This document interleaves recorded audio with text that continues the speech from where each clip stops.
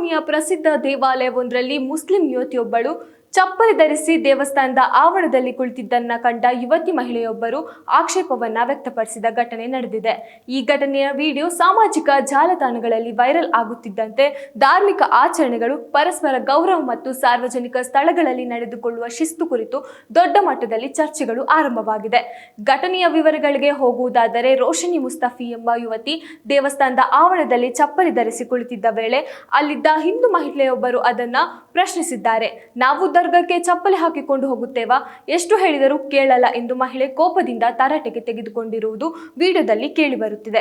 ಈ ವೇಳೆ ಯುವತಿ ಪ್ರತಿಕ್ರಿಯೆ ನೀಡಿದ್ದು ಇಬ್ಬರ ನಡುವೆ ಮಾತಿನ ಚಕಮಕಿ ತೀವ್ರಗೊಂಡಿದೆ. ಸ್ಥಳದಲ್ಲಿದ್ದ ಕೆಲವರು ಪರಿಸ್ಥಿತಿಯನ್ನ ಶಮನಗೊಳಿಸಲು ಯತ್ನಿಸಿದ್ರು.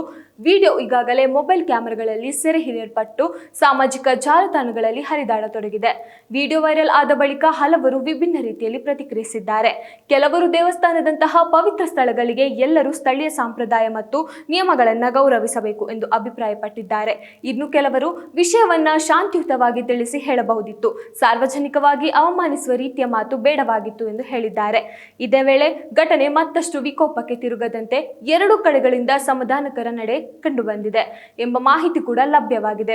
ವಿವಾದದ ನಂತರ ಯುವತಿ ಪತ್ರದ ಮೂಲಕ ತನ್ನ ತಪ್ಪೊಪ್ಪಿಗೆ ಬರೆದು ನೀಡಿದ್ದಾಳೆ ಎನ್ನಲಾಗಿದ್ದು, ಬಳಿಕ ಪರಿಸ್ಥಿತಿ ಶಾಂತಗೊಂಡಿದೆ. ಸ್ಥಳೀಯರು ಹಾಗೂ ಪ್ರವಾಸಿಗರು ಸಹ ಇಂತಹ ಸೂಕ್ಷ್ಮ ವಿಷಯಗಳಲ್ಲಿ ಎಲ್ಲರೂ ಜಾಗೃತ ವಹಿಸಬೇಕು ಎಂದು ಅಭಿಪ್ರಾಯ ಕೂಡ ಪಟ್ಟಿದ್ದಾರೆ. ಇಲ್ಲಿ ಒಂದು ಮುಖ್ಯ ವಿಚಾರವನ್ನ ಗಮನಿಸಬೇಕು. ಅದೇನಪ್ಪಾ ಅಂದ್ರೆ, ಬಾದಾಮಿ ಕೇವಲ ಧಾರ್ಮಿಕ ತಾಣವಷ್ಟೇ ಅಲ್ಲ, ಅದು ಐತಿಹಾಸಿಕ ಹಾಗೂ ಸಾಂಸ್ಕೃತಿಕವಾಗಿ ವಿಶ್ವಪ್ರಸಿದ್ಧ ಪ್ರವಾಸಿ ಕೇಂದ್ರ.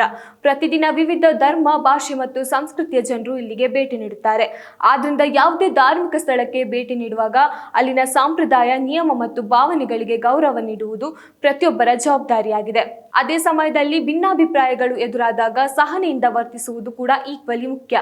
ಒಂದು ಸಣ್ಣ ಘಟನೆ ಸಾಮಾಜಿಕ ಜಾಲತಾಣಗಳಲ್ಲಿ ವೈರಲ್ ಆದಾಗ ಅದು ಸಮಾಜದಲ್ಲಿ ಗೊಂದಲ ಉಂಟು ಮಾಡುವ ಸಾಧ್ಯತೆಯೂ ಇರುತ್ತದೆ. ಹೀಗಾಗಿ ಸಾಮಾಜಿಕ ಜವಾಬ್ದಾರಿಯೊಂದಿಗೆ ಪ್ರತಿಕ್ರಿಯಿಸುವುದು ಅಗತ್ಯ.